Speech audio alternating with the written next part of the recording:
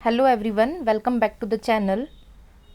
जो हमने पॉलिटी की सीरीज़ स्टार्ट की थी उसका ये सेकंड पार्ट है, जिसमें हम कॉन्स्टिट्यूएंट असेंबली के जितने भी प्रीवियस ईयर क्वेश्चंस हैं यूपीएससी के उसको डिस्कस करेंगे। इसमें हम सभी एग्ज़ाम्स जैसे सीडीएस, सिविल सर्विसेज, एससीआरए, एनडीए सभी के क्वेश्चंस को कवर करेंगे। तो चलिए स्टार्ट करते हैं और देखते हैं कि कॉन्स्टिट्यूएंट असेंबली का आइडिया आया कहाँ से था। सबसे पहली बार 1934 में एम.एन. रॉय ने इंडिया के लिए कॉन्स्टिट्यूएंट असेंबली का आइडिया दिया। एम.एन. रॉय कम्युनिस्ट थिंकर थे और उनका मानना था कि इंडिया का कॉन्स्टिट्यूशन ब्रिटिश पार्लियामेंट नहीं बल्कि इंडियंस खुद बनाएं। इस आइडिया को आगे बढ़ाते हुए 1935 में इंडियन नेशनल कांग्रेस ने ऑफिशियली डिमांड की कि इंडिया का कॉन्स्टिट्यूशन बनाने के लिए कॉन्स्टिट्यूएंट असेंबली होनी चाहिए।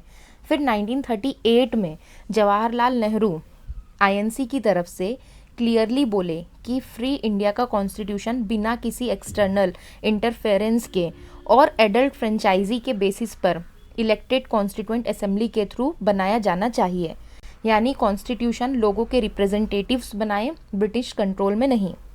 तो ब्रिटिश गवर्नमेंट ने शुरू में इस डिमांड को एक्सेप्ट नहीं किया, लेकिन सेकेंड वर्ल्ड वॉर के प्रेशर के चलते उन्हें कुछ कंसेशंस देने पड़े। पहला था अगस्त ऑफर, जो आया था 1940 में। पहली बार ब्रिटिश ने एक्सेप्ट किया कि फ्यूचर में इंडियंस अपना कॉन्स्टिट्यूशन बना सकते हैं। फिर 1942 में आता है क्रिप्स प्रपोजल, जिसमें सर स्टेफोर्ड क्रिप्स इंडिया आए और एक ड्राफ्ट प्लान किया कि वॉर के बाद इंडिया अपना कॉन्स्टिट्यूशन बना सकता है।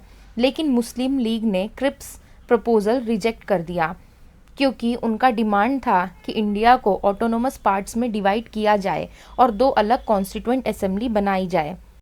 आखिर में कैबिनेट मिशन 1946 में इंडिया आया। इसने दो कॉन्स्टिट्यूएंट असेंबलीज का आइडिया रिजेक्ट कर दिया, लेकिन एक ऐसा प्लान दिया जिसमें कॉन्स्टिट्यूएंट असेंबली का स्ट्रक्चर मुस्लिम लीग को पार्शली एक्सेप्टेबल लगा। इस प्लान के बेसिस पर ही कॉन्स्टिट्यूएंट असेंबली बनाने का फाइनल डिसीजन लिया गया, यानी प्लान आगे चलकर असेंबली की कंपोजिशन का बेस बना। कैबिनेट मिशन प्लान के हिसाब से कॉन्स्टिट्यूएंट असेंबली की टोटल स्ट्रेंथ 389 रखी गई, जिसमें से 296 सीट्स ब्रिटिश इंडियन प्रोविंस के लिए थी और 93 सीट्स प्रिंसली स्टेट्स के लिए।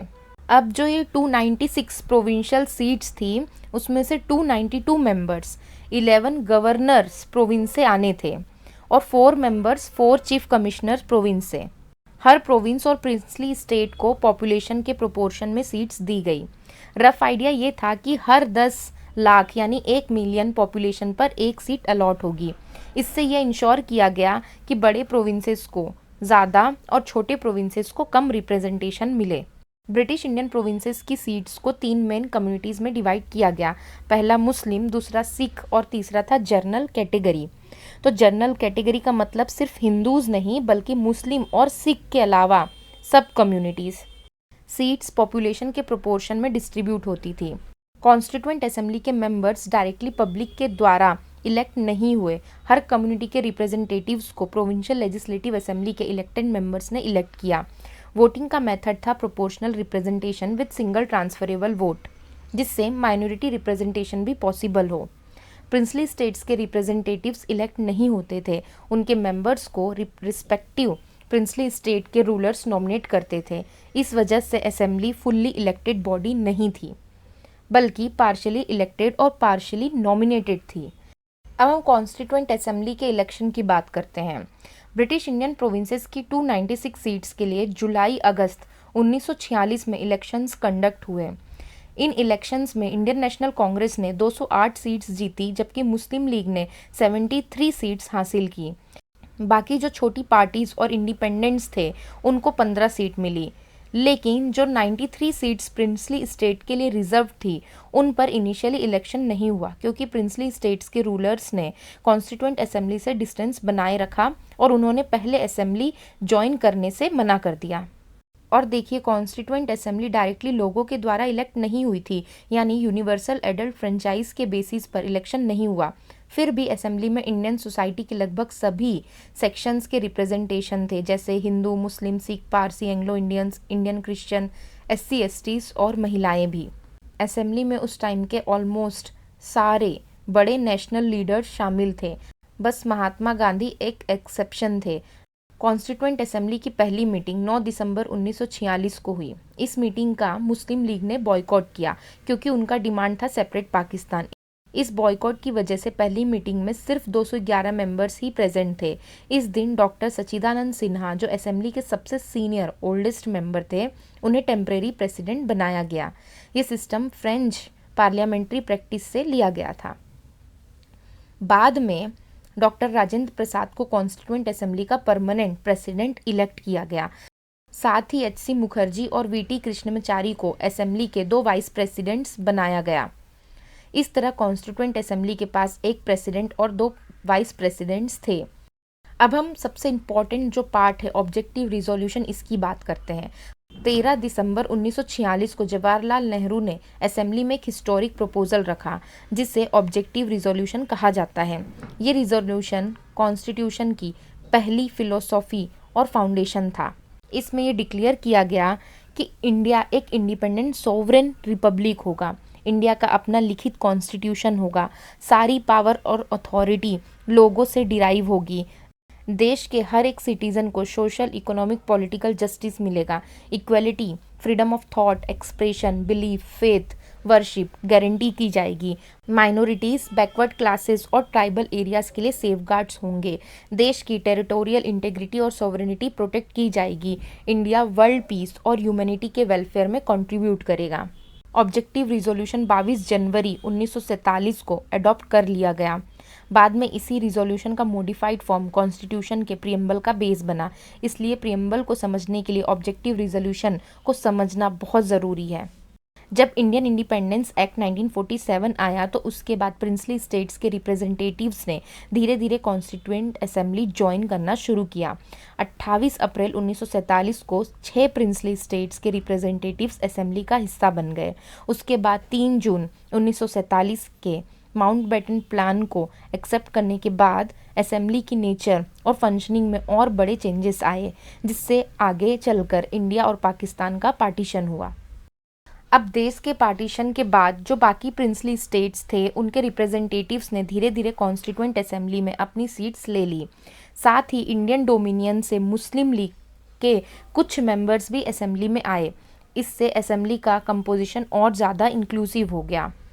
इंडियन इंडिपेंडेंस एक्ट 1947 ने कॉन्स्टिट्यूएंट असेंबली की पोजीशन में 3 बहुत बड़े चेंजेस किए। पहला, फुल सॉवरेन बॉडी। इस एक्ट के बाद कॉन्स्टिट्यूएंट असेंबली एक फुल्ली सॉवरेन बॉडी बन गई। इसका मतलब था कि असेंबली अपनी मर्जी से कोई भी कॉन्स्टिट्यूशन बना सकती थी। इस एक्ट ने असेंबली को पावर दी कि वो ब्रिटिश पार्लियामेंट के द्वारा इंडिया से संबंधित बनाए गए किसी भी लॉ को एब्रोगेट या अल्टर कर सकती थी, यानी बदल भी सकती थी या उस एक्ट को रद्द भी कर सकती थी। सेकेंड था लेजिस्लेटिव बॉडी का रोल। इस एक्ट के बाद कॉन्स्टिट्यूएंट असेंबली सिर्फ कॉन्स्टिट्यूशन बनाने वाली बॉडी नहीं रही, बल्कि एक लेजिस्लेटिव बॉडी भी बन गई। यानी असेंबली के पास 2 अलग अलग काम आ गए। पहला था फ्री इंडिया के लिए कॉन्स्टिट्यूशन बनाना और दूसरा देश के लिए ऑर्डिनरी लॉज बनाना। ये दोनों काम अलग अलग दिनों पर किए जाते थे। जब असेंबली कॉन्स्टिट्यूशन बना रही होती थी तब उसकी चेयरमैनशिप डॉक्टर राजेंद्र प्रसाद करते थे, और जब असेंबली लेजिस्लेटिव काम करती थी तब उसकी चेयरमैनशिप जी.वी. मावलंकर करते थे। इस तरह कॉन्स्टिट्यूएंट असेंबली फ्री इंडिया की फर्स्ट पार्लियामेंट डोमिनियन लेजिस्लेचर बन गई। ये डुअल रोल 26 नवंबर 1949 तक चलता रहा, जब कॉन्स्टिट्यूशन बनाने का काम पूरा हो गया। तीसरा है withdrawal of Muslim league members. तो पार्टीशन के बाद मुस्लिम लीग के जो मेंबर्स पाकिस्तान के एरिया से थे उन्होंने कॉन्स्टिट्यूएंट असेंबली ऑफ इंडिया से विड्रॉ कर लिया। इसका इफेक्ट ये हुआ कि असेंबली की टोटल स्ट्रेंथ 389 से घटकर 299 हो गई। ब्रिटिश इंडिया प्रोविंसेस की सीट्स 296 से घटकर 229 हो गई और प्रिंसली स्टेट की सीट्स 93 से घटकर 70 रह गई। अब देखिए, कॉन्स्टिट्यूशन बनाना और लॉज इनेक्ट करने के अलावा भी कॉन्स्टिट्यूएंट असेंबली ने कुछ और बहुत इंपॉर्टेंट फंक्शंस परफॉर्म किए। पहला तो ये कि मई 1949 में इंडिया की कॉमनवेल्थ मेंबरशिप रेटिफाई की। दूसरा था 22 जुलाई 1947 को नेशनल फ्लैग अडॉप्ट किया। तीसरा था 24 जनवरी 1950 को नेशनल एंथम अडॉप्ट किया। ये सब फंक्शन असेंबली के नेशन बिल्डिंग रोल को क्लियरली दिखाते थे। और भी कुछ इम्पॉर्टेंट अचीवमेंट्स थी, जैसे 24 जनवरी 1950 को कॉन्स्टिट्यूएंट असेंबली ने national song Vande Mataram adopt किया और सेम ही डे यानी 24 जनवरी 1950 को ही राजेंद्र प्रसाद को इंडिया का फर्स्ट प्रेसिडेंट इलेक्ट किया गया। कॉन्स्टिट्यूएंट असेंबली ने 11 सेशंस कंडक्ट किए। टोटल ड्यूरेशन था 2 ईयर्स 11 मंथ्स और 18 डेज। कॉन्स्टिट्यूशन मेकर्स ने दुनिया के लगभग 60 कंट्रीज की कॉन्स्टिट्यूशन का स्टडी किया। ड्राफ्ट कॉन्स्टिट्यूशन पर 114 डेज तक डिटेल डिस्कशन हुई। कॉन्स्टिट्यूशन बनाने का टोटल एक्सपेंडिचर 64 लाख था। 24 जनवरी 1950 को कॉन्स्टिट्यूएंट असेंबली ने अपनी फाइनल सेशन होल्ड की, लेकिन असेंबली डिसॉल्व नहीं हुई। ये 26 जनवरी 1950 से 1951-52 के फर्स्ट जनरल इलेक्शंस तक प्रोविंशियल पार्लियामेंट ऑफ इंडिया के रूप में काम करती रही। देखिए, कॉन्स्टिट्यूएंट असेंबली ने कॉन्स्टिट्यूशन मेकिंग के डिफरेंट टास्क के लिए कई कमिटीज़ बनाई। इनमें से 8 मेजर कमिटीज़ थी, बाकी माइनर कमिटीज़ थी। अब देखिए मेजर कमिटीज़ की लिस्ट है, तो स्क्रीन को पॉज करिए और पहले सारी कमिटीज़ को अच्छे से देखिए और जो भी उनके हेड थे उनके भी नाम याद कर लीजिए। कॉन्स्टिट्यूएंट असेंबली ने कुछ माइनर कमिटीज़ भी बनाई थी जो स्पेसिफिक और टेक्निकल कामों के लिए रिस्पॉन्सिबल थी। तो माइनर कमिटीज़ कौन सी थी और उनके कौन चेयरमैन थे, ये उसकी लिस्ट है, इसे भी आप ध्यान से देख लीजिए। अब सबसे इम्पॉर्टेंट कमिटी जो थी वो थी ड्राफ्टिंग कमिटी। इसके टोटल 7 मेंबर्स थे। इन सब के नाम आपको याद होने चाहिए क्योंकि एग्ज़ाम में कई बार पूछे गए कि कौन से इसमें से मेंबर्स नहीं थे। ये कमिटी 29 अगस्त 1947 को सेटअप की गई। इस कमिटी को न्यू कॉन्स्टिट्यूशन का एक्चुअल ड्राफ्ट प्रिपेयर करने का काम दिया गया था। तो इसके 7 मेंबर्स थे। डॉक्टर BR अम्बेडकर जो कि इसके चेयरमैन थे, दूसरे थे N गोपाल स्वामी अयंगर, तीसरे थे Alladi Krishna Swami Ayyar, fourth KM Munshi, fifth Syed Mohammad Saadulla, sixth है N माधव राव। इन्होंने BL मित्तर को रिप्लेस किया जो बीमार होने के कारण रिज़ाइन कर गए थे। सेवन्थ थे TT कृष्णमचारी। इन्होंने DP खेतान को रिप्लेस किया जिनकी 1948 में डेथ हो गई थी। ड्राफ्टिंग कमेटी ने अलग अलग कमिटीज़ के प्रपोजल्स और सजेशन को कंसीडर करके फरवरी 1948 में first draft of the constitution publish किया। इसके बाद इंडियन पब्लिक को 8 मंथ्स का टाइम दिया गया ताकि वो ड्राफ्ट पर डिस्कशन करें और सजेशंस दें। पब्लिक कमेंट्स, क्रिटिसिज्म और सजेशन के बेसिस पर ड्राफ्टिंग कमेटी ने अक्टूबर 1948 में सेकेंड ड्राफ्ट पब्लिश किया। ड्राफ्टिंग कमेटी ने अपना काम 6 महीने से कम टाइम में पूरा किया और टोटल सिर्फ 141 डेज बैठी।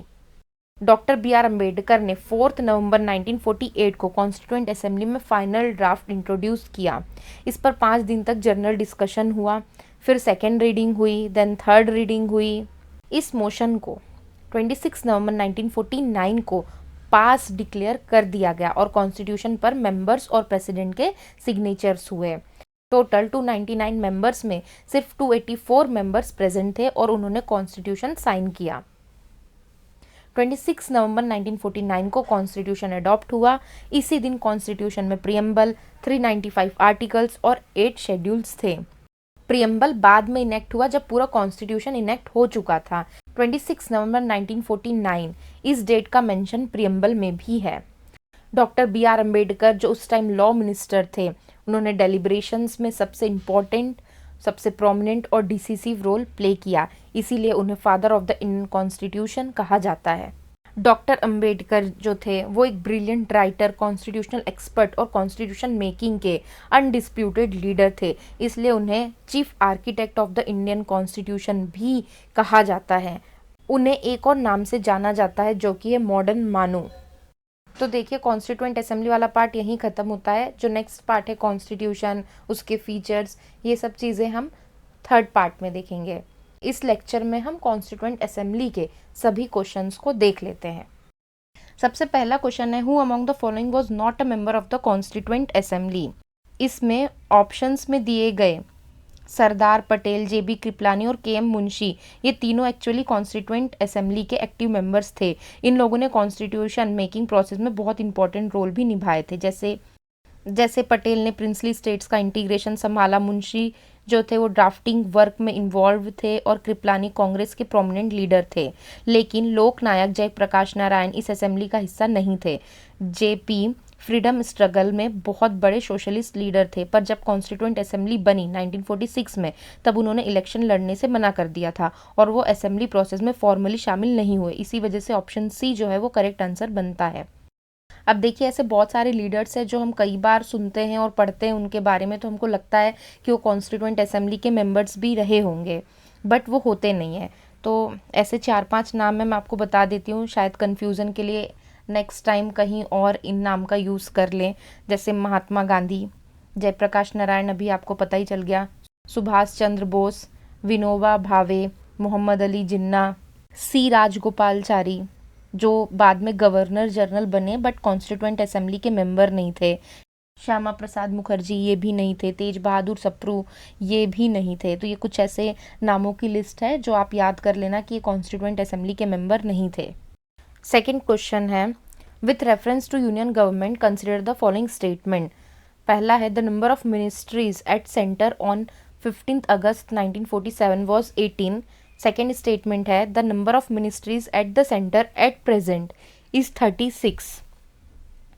एट प्रेजेंट यानी ये 2009 का क्वेश्चन है सिविल सर्विसेज का, तो उस टाइम की बात हो रही थी। तो देखिए, पहली स्टेटमेंट जो है वो बिल्कुल सही है। इंडिपेंडेंस के टाइम इंडिया का एडमिनिस्ट्रेटिव स्ट्रक्चर बहुत सिंपल था। 1947 में एग्जैक्टली 18 मिनिस्ट्रीज एग्जिस्ट करती थी, जैसे external affair, home, finance, defence, education. तो हिस्ट्री डेटा जो होते हैं वो फिक्स्ड होते हैं, इसलिए ये फैक्ट सही माना जाता है। और देखिए, जो दूसरा स्टेटमेंट है वो बिल्कुल गलत है। इंडियन गवर्नमेंट का structure time to time change होता रहता है, कुछ डिपार्टमेंट्स मर्ज हो जाते हैं, कुछ स्प्लिट हो जाते हैं। तो जब यूपीएससी ने ये क्वेश्चन 2009 में दिया, तब मिनिस्ट्रीज जो थी वो एग्जैक्ट 36 नहीं थी। और अगर अभी हम 25 में भी बात करें तो कुछ 28 से 32 के बीच फ्लक्चुएट करती हैं, 36 तो कभी भी नहीं थी। अब थर्ड क्वेश्चन देखिए, who among the following was not a member of the drafting committee of the constitution of India. तो ड्राफ्टिंग कमिटी के कौन मेंबर नहीं थे। अभी हमने देखा कि महात्मा गांधी जो थे वो कॉन्स्टिट्यूएंट असेंबली के मेंबर नहीं थे, तो ये ड्राफ्टिंग कमिटी के मेंबर कैसे बन जाएंगे। तो ऑफकोर्स आंसर जो है एम के गांधी है। और ड्राफ्टिंग कमिटी के कौन से 7 मेंबर्स थे वो मैंने ऑलरेडी आपको लिस्ट में बता दिया है। नेक्स्ट क्वेश्चन है, who among the following was the adviser of the constituent assembly. तो आंसर है इसका BN राव। देखिए, कॉन्स्टिट्यूएंट असेंबली का काम सिर्फ पॉलिटिकल या आइडियोलॉजिकल डिबेट तक लिमिटेड नहीं था, उसको एक ऐसा लीगल फ्रेमवर्क भी बनाना था जो डेमोक्रेटिक इंडिया को सही डायरेक्शन दे सके। इसी लीगल गाइडेंस के लिए कॉन्स्टिट्यूएंट असेंबली ने BN राव को अपॉइंट किया था as the constitutional adviser. BN Rau एक हाईली एक्सपीरियंस्ड सिविल सर्वेंट और ज्यूरिस्ट थे, जिन्होंने पूरा वर्ल्ड वाइड कॉन्स्टिट्यूशन मॉडल को स्टडी किया और एक इनिशियल ड्राफ्ट कॉन्स्टिट्यूशन प्रिपेयर करके कॉन्स्टिट्यूएंट असेंबली को दिया। इसी ड्राफ्ट को लेटर ड्राफ्टिंग कमेटी, जिसका लीडरशिप डॉक्टर BR अम्बेडकर ने किया, उसको रिवाइज करके फाइनल कॉन्स्टिट्यूशन बनाया था। तो ये बात याद रखने लायक है कि अम्बेडकर जी का रोल ड्राफ्टिंग कमेटी या ड्राफ्टिंग में सबसे प्रोमिनेंट था, पर लीगल ग्राउंडवर्क और कंपैरेटिव कॉन्स्टिट्यूशनल एनालिसिस का काम BN राव ने किया था। यही सेम क्वेश्चन NDA 2009 में भी पूछा गया था। नेक्स्ट क्वेश्चन है, who among the following was not a member of the drafting committee of the constituent assembly. तो देखिए, ये क्वेश्चन बार बार घुमा फिरा के पूछे जाते हैं, बस इसमें मेंबर्स के नाम को बदल दिया जाता है। एक मेंबर ऐसा डाल देते हैं जो उस असेंबली का या उस ड्राफ्टिंग कमेटी का मेंबर नहीं होता है। इसका आंसर है BN राव। क्यों? क्योंकि अभी बता दिया है, वो कॉन्स्टिट्यूशनल एडवाइज़र थे कॉन्स्टिट्यूएंट असेंबली के। उन्होंने कॉन्स्टिट्यूशन का इनिशियल ड्राफ्ट प्रिपेयर किया था और वर्ल्ड के बहुत सारे कॉन्स्टिट्यूशन का कंपैरेटिव स्टडी करके रिकमेंडेशन दी थी। नेक्स्ट क्वेश्चन है, who was the president of the constituent assembly. तो इसका आंसर है डॉक्टर राजेंद्र प्रसाद। देखिए, जो क्वेश्चन पूछा गया है CAPF 2020 में, यही सेम क्वेश्चन CISF में 2015 में पूछा गया था। तो अभी हमने पढ़ा था, इनिशियली जब असेंबली का फर्स्ट सेशन दिसंबर 1946 में हुआ, तब सच्चिदानंद सिन्हा को इंटरिम यानी टेम्परेरी प्रेसिडेंट अपॉइंट किया गया था, क्योंकि वो उस टाइम सबसे सीनियर मेंबर थे। लेकिन परमानेंट लीडरशिप के लिए इलेक्शन कराए गए, जिसमें डॉक्टर राजेंद्र प्रसाद को प्रेसिडेंट चूज किया गया। अब ऐसा ही सेम क्वेश्चन देखिए यूपीएससी सिविल सर्विसेज 2024 में पूछा गया था। क्वेश्चन ये था, who was the provisional president of the constituent assembly before Rajendra Prasad took over? तो इसका आंसर है सच्चिदानंद सिन्हा, जो कि अभी मैंने बताया था। नेक्स्ट क्वेश्चन है, who among the following stated that on 26 January 1950 India was going to enter a life of contradictions? इसका आंसर है बी आर अम्बेडकर। 26 जनवरी 1950 को जब इंडिया का कॉन्स्टिट्यूशन लागू होने वाला था, तब डॉक्टर बी आर अम्बेडकर ने कॉन्स्टिट्यूएंट असेंबली में एक बहुत ही इंपॉर्टेंट वार्निंग दी थी। उन्होंने कहा था कि India a life of contradictions में एंटर करेगा। उनका मतलब ये था कि पॉलिटिकल लेवल पर तो इंडिया एक डेमोक्रेसी बन रही है जहां 1 पर्सन 1 वोट होगा, लेकिन सोसाइटी में अभी भी कास्ट इनइक्वालिटी, पॉवर्टी और सोशल डिस्क्रिमिनेशन जैसे डीप प्रॉब्लम्स एग्जिस्ट करते थे।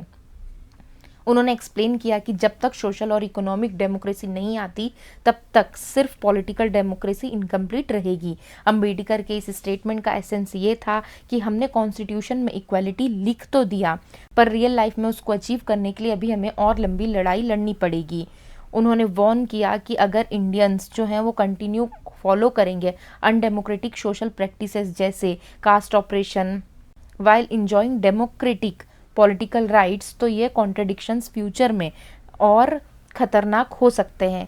बाकी ऑप्शंस जैसे नेहरू, गांधी, मुखर्जी ने कभी ये एग्जैक्ट लाइन नहीं बोली थी।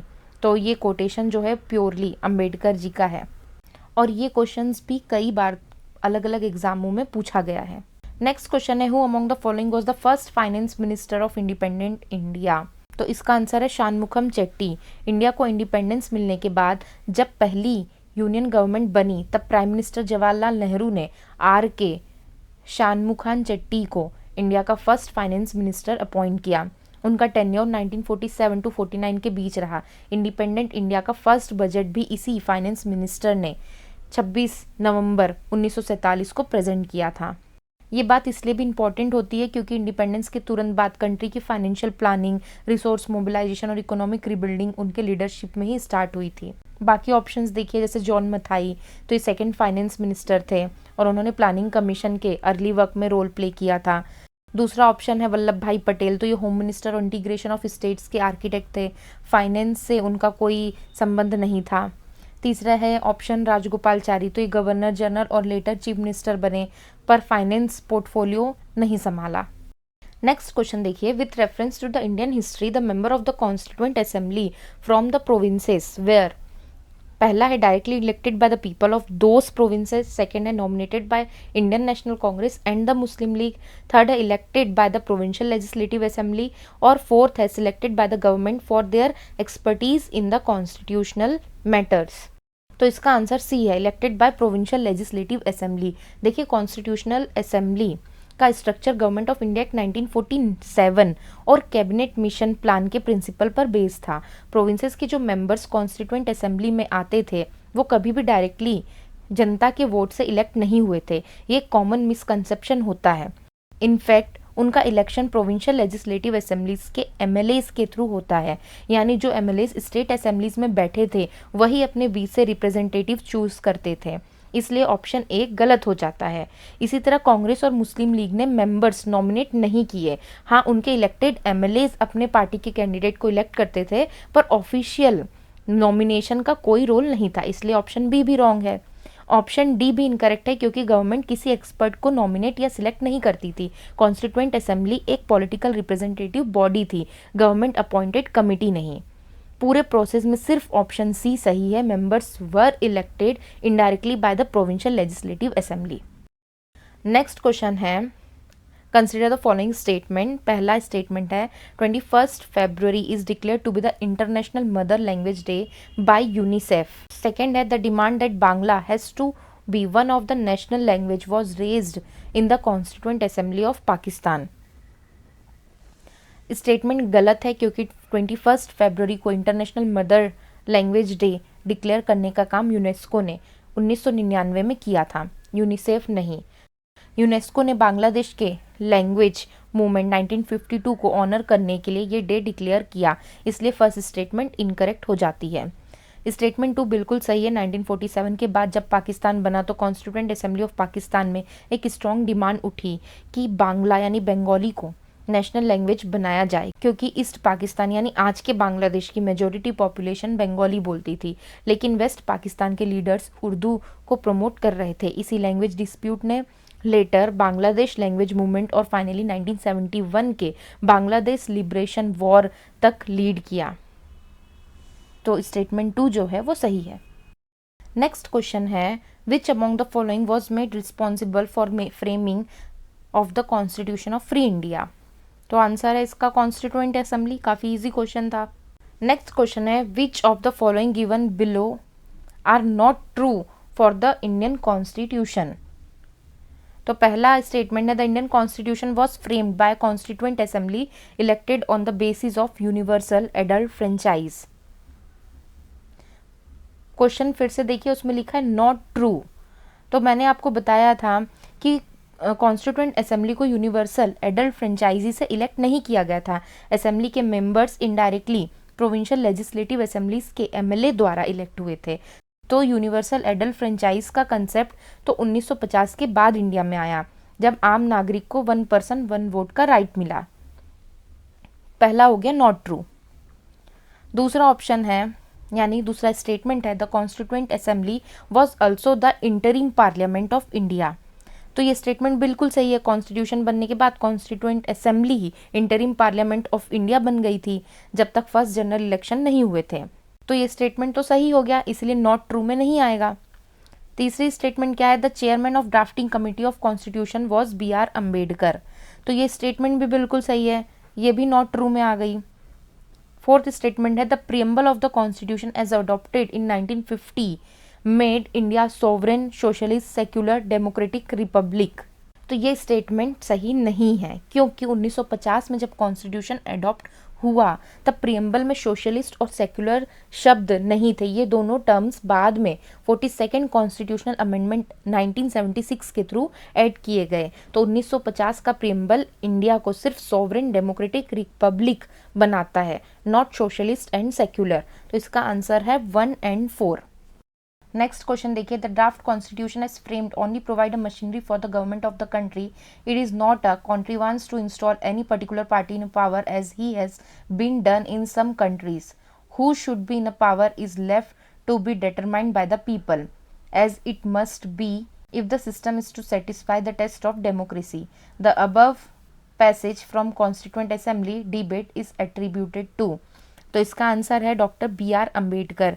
ये कोटेशन कॉन्स्टिट्यूएंट असेंबली डिबेट में डॉक्टर BR अम्बेडकर के स्पीच का हिस्सा है। अम्बेडकर जी बार बार एक्सप्लेन करते थे कि कॉन्स्टिट्यूशन का पर्पस किसी एक पॉलिटिकल पार्टी को पावर में लाना नहीं है, बल्कि एक डेमोक्रेटिक फ्रेमवर्क प्रोवाइड करना है, जिसके थ्रू लोग अपनी गवर्नमेंट चूज करें। उसके हिसाब से कॉन्स्टिट्यूशन एक मशीनरी है, कौन पावर में आएगा ये सिर्फ पीपल डिसाइड करेंगे इलेक्शन के थ्रू। इस स्टेटमेंट का कोर मैसेज ये था कि कॉन्स्टिट्यूशन न्यूट्रल होता है, किसी आइडियोलॉजी, लीडर या रूलिंग पार्टी को फेवर नहीं करता। अगर डेमोक्रेसी को सरवाइव करना है तो पावर का फैसला हमेशा जनता के हाथ में ही रहना चाहिए। अम्बेडकर जी ने ये बात इम्फेसाइज इसलिए की थी क्योंकि वो पॉलिटिकल मिसयूज ऑफ कॉन्स्टिट्यूशन के खतरों को समझते थे।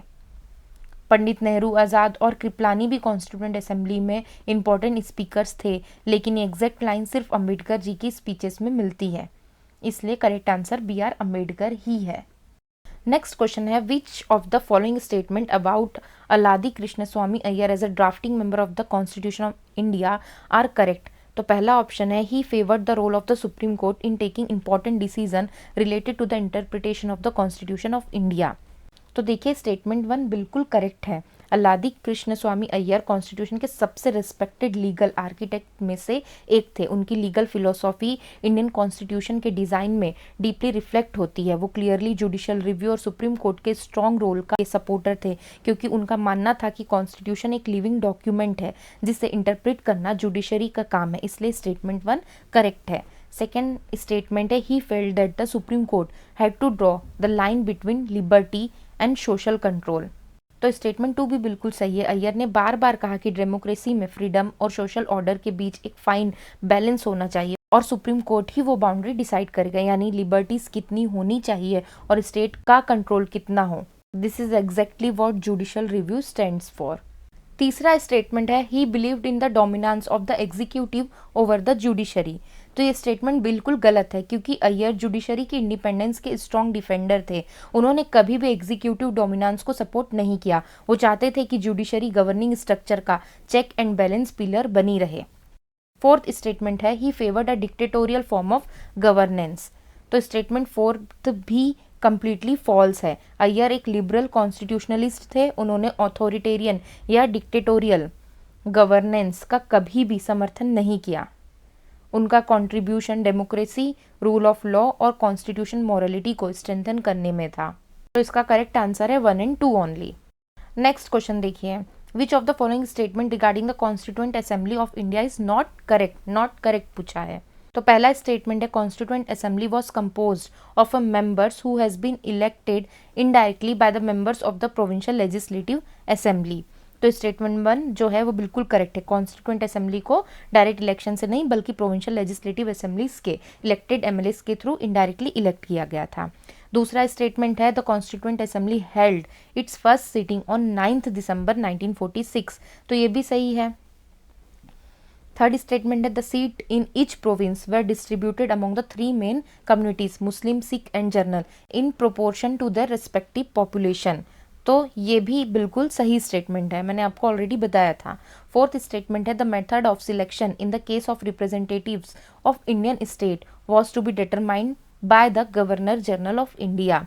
तो ये स्टेटमेंट बिल्कुल गलत है। इंडियन स्टेट्स यानी प्रिंसली स्टेट्स के रिप्रेजेंटेटिव्स का method of selection governor general decide नहीं करता था। ये मेथड प्रिंसली स्टेट्स के रूलर्स और कॉन्स्टिट्यूएंट असेंबली के बीच पॉलिटिकल नेगोशिएशन के थ्रू फिक्स होता था।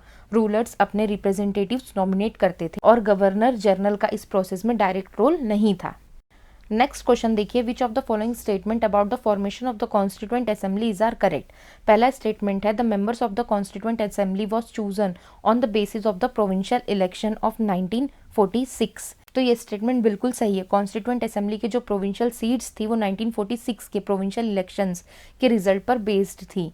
प्रोविंशियल लेजिस्लेटिव असेंबली जैसे पंजाब, बंगाल, यूपी, बॉम्बे के इलेक्टेड एमएलएज ने अपने बीच से कॉन्स्टिट्यूएंट असेंबली के मेंबर्स चूज किए। सेकेंड स्टेटमेंट है the constituent assembly did not include representative of the princely states. तो ये स्टेटमेंट बिल्कुल गलत है, क्योंकि कॉन्स्टिट्यूएंट असेंबली में प्रिंसली स्टेट्स के रिप्रेजेंटेटिव्स भी इंक्लूडेड थे। हाँ, सब स्टेट्स स्टार्ट में ज्वाइन नहीं हुए थे, पर लेटर ऑन काफ़ी प्रिंसली स्टेट्स ने अपने नॉमिनीज भेजे थे। तो ये स्टेटमेंट बिल्कुल गलत हो जाता है। तीसरा स्टेटमेंट है the discussions with in the constituent assembly were not influenced by opinions expressed by public. तो ये स्टेटमेंट भी गलत है। Constituent assembly fully close door insulated body नहीं थी। Public opinion, press, academician, provinces and organisations के suggestion का influence था। बहुत लोगों ने लेटर्स, रिप्रेजेंटेशंस और प्रपोजल्स भेजे जिससे कमिटीज कंसीडर करती थी। इसलिए ये कहना कि डिस्कशंस पब्लिक ओपिनियन से इन्फ्लुएंस नहीं थे, ये बिल्कुल गलत बात है।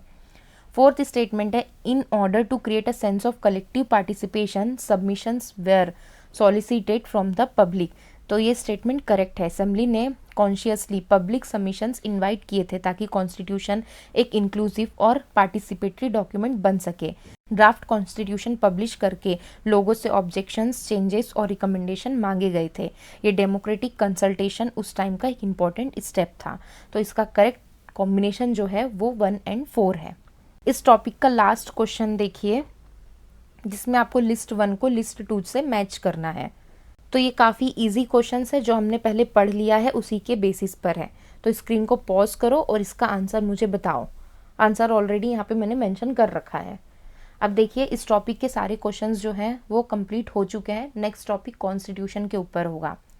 अगर इस टॉपिक में से कुछ भी नहीं समझ में आता है या ऐसे कुछ क्वेश्चंस जो मुझसे छूट गए हों, तो आप मुझे कमेंट सेक्शन पर ज़रूर बताना। और अगर वीडियो अच्छा लगता है तो लाइक और शेयर ज़रूर कर देना।